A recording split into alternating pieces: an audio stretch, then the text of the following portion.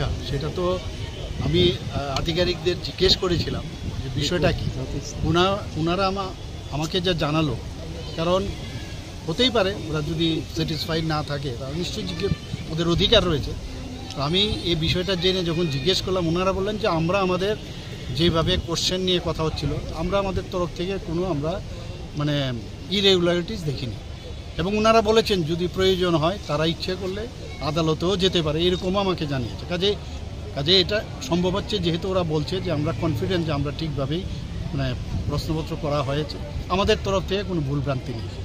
আর এবার টেট রেজাল্টও আপনি দেখুন, টেট রেজাল্টও কিন্তু গতকালই বেরিয়েছে। টেট রেজাল্ট কিন্তু সেইভাবে কিন্তু সাফল্য পাওয়া যায়নি। এবং আমি বলেছি এর রিজন কি, অনেকগুলো তথ্য আমার কাছে এসছে। এই তথ্যগুলো আসার পরে আমি ভাবছি যে আগামী দিন এর জন্য কি করা যায়। এবং প্রপার, কারণ এইগুলোর মধ্যে টিচার রিক্রুটমেন্ট হচ্ছে। আগামী দিনের যারা প্রজন্ম, যারা স্টুডেন্ট, তাদেরকে যদি গুণগত মানের শিক্ষা না দেওয়া হয় তাহলে তো মুশকিল।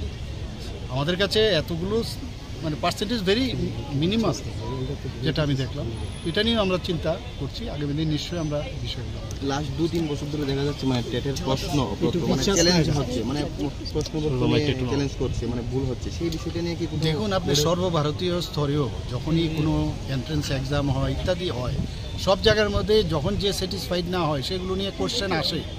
এটা ত্রিপুরাতে না, কিন্তু অনেক জায়গায় হয়। তো সেগুলো চ্যালেঞ্জ হতেই পারে, যে কোনো বিষয়ে চ্যালেঞ্জ হতে পারে। চ্যালেঞ্জ হলে সেগুলো মানে রাস্তা আছে যেখানে যাওয়ার, সেখানে যেতেই পারে। আমাদের তরফ থেকে মানে আমাকে যা জানানো হয়েছে সমস্যা নেই। স্যার, বিরোধী দল না তো সব কিছু নিয়ে বিভ্রান্তি করছে।